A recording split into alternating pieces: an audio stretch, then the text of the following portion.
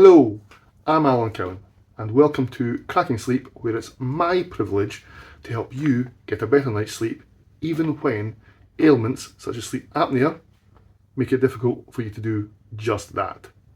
So let's see what we have for you this time. Good morning, and this morning we're going to look at how to clean a humidifier tank. For this you'll need a few things. First thing is white vinegar. You'll need a fair bit of this. This came from Costco and you will go through quite a lot. You need a measuring jug just to make sure we have equal parts of water and vinegar. We'll need some cotton buds. We'll come into that later as we go through the cleaning. You'll need your humidifier tank and of course a source of clean water and a sink to soak them in. So let's get to it. So ordinarily I would clean one tank each month.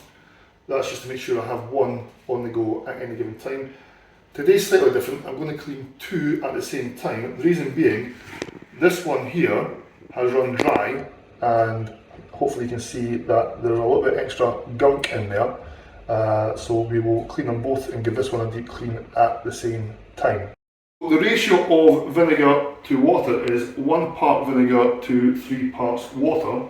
Now because of the size of the sink and we need to submerge the tanks, I'll start off with 6 litres of water and 2 litres of vinegar. Now the water can be cold, it can be hand warm, just not hot because we are dealing with plastic and rubber here.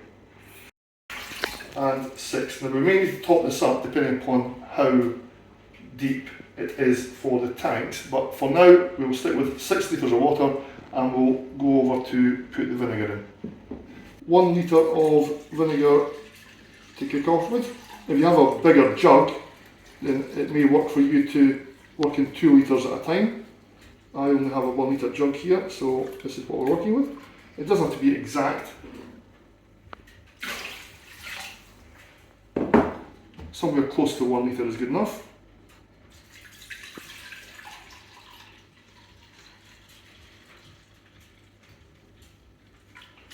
So that's the 2nd litre of vinegar.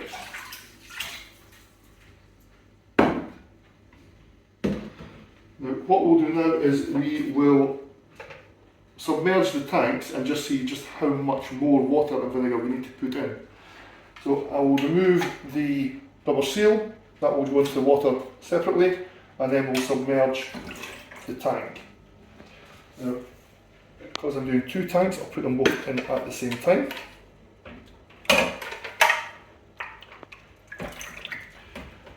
Now, ideally, we need to make sure that the whole tank, where possible, is submerged, and there will always be a little bit of a pop-up because air will get trapped inside and the lid will lift.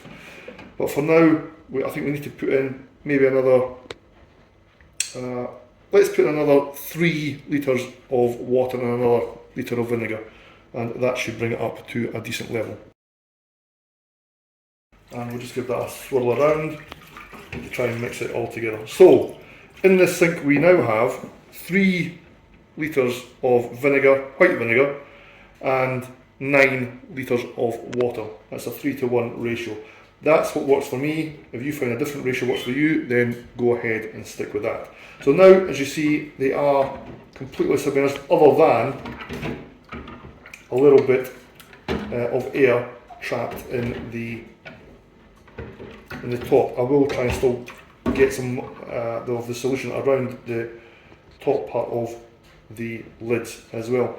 So now we're going to leave that for 2 or 3 hours. So we'll test it as we go along, and then we will clean little individual bits with the cotton buds and hopefully get the gunk off from when the tank ran dry. So let's come back and see what it's like later. And here we are, 2 hours later, by the magic of video editing, and we're going to start giving it a clean. This is where the cotton buds or Q-tips come in. So let's get stuck in. Right, so first of all, we'll have a look at the seals and a little wetting of the cotton bud with the solution, and we'll just run all the way around the seal, gently make sure we don't tear the seal. A little bit of firm pressure, and let's see what, if anything, we get out. Now there's a little bit of yellowing on that one. It's not too bad, this one. The 2 hours in the solution does start to dissolve some of the gunk that you'll find in both the tank itself and the seals. So that one's quite clean, and we're going to drop it back in there because we want to ensure that any cotton that's left the cotton bud, the Q-tip, and stuck into the seal is washed away. And we'll do the same with the tank itself shortly. I'm just going to get a fresh cotton bud for the next one. Same thing again.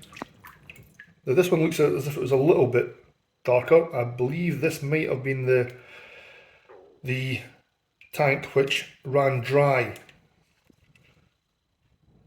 When it runs dry, it does give off a little bit of vapour, and if you are in the unfortunate circumstance of still breathing in the air from your CPAP machine, when it runs dry, you do sometimes get a burning sensation in the air. So let's go through here. Okay, that's not too bad at all. And I've lost track of where I was, so I'll get another one and make sure I run a fresh one through the other side of the seal. If in doubt, do it again.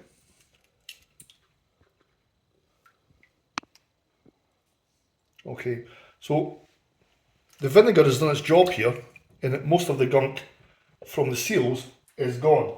Now we'll take a look at the tanks. Now this is the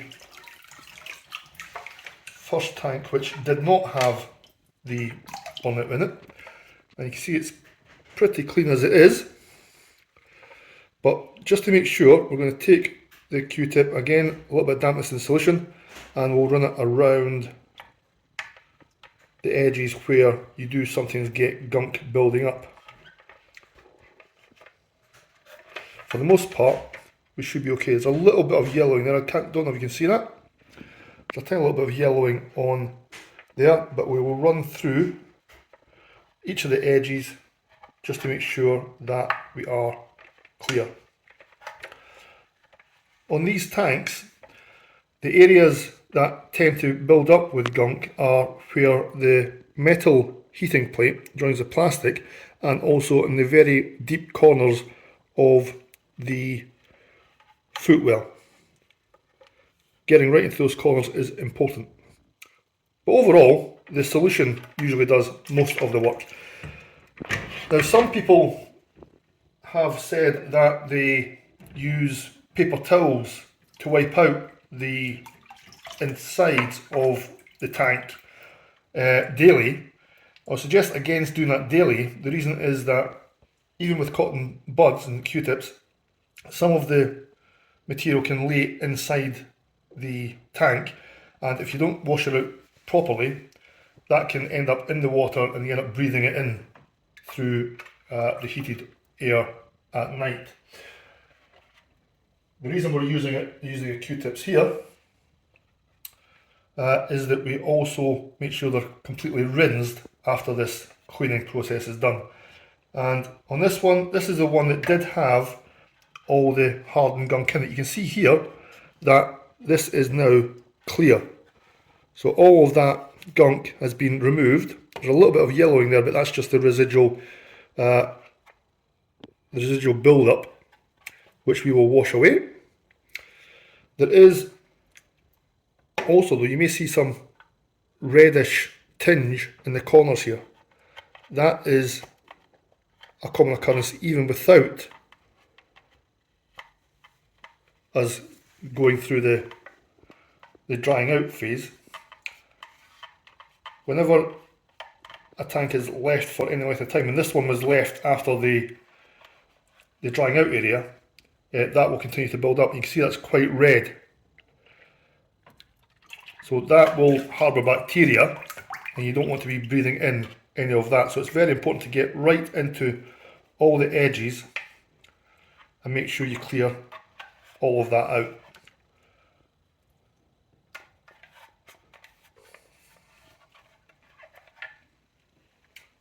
I'm going to rinse it and go for a fresh one and do it all again.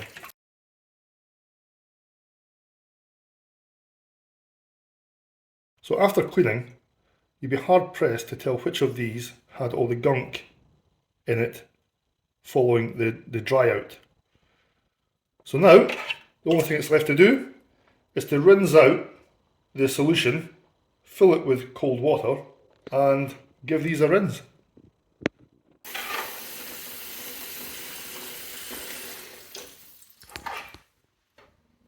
Okay, so sink full of cold water now. Pop the tanks back in along with the seals and make sure that we give them a good rinse. And given we did use the cotton buds, the Q-tips, remember to make sure that each of the areas where the cotton could get stuck are checked and anything freed up.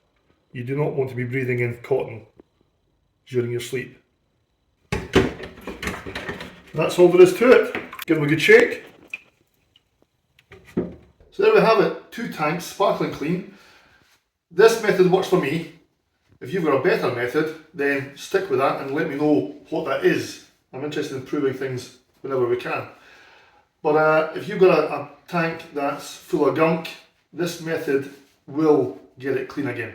So good luck and keep breathing.